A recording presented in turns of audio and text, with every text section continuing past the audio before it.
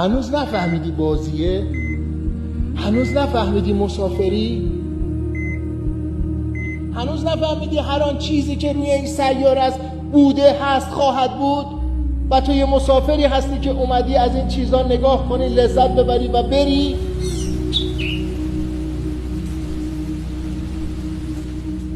و هیچ چیزو با خودت نبری؟ حتی این بدن تو؟ هنوز اینو نفهمیدی؟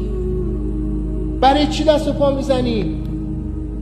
برای چی داری له میکنی مثلا 4 نفر رو که بری مثلا 2 تا چیز بیشتر داشته باشی؟ دنبال چی داری میگردی؟ مگر نه غیر از این که ما مسافریم؟ مگر نه غیر از این که ما هیچ چیزو با خودمون نمیتونیم ببریم؟ به چیه این سیاره چسبیدی؟ به چیه این زندگی چسبیدی؟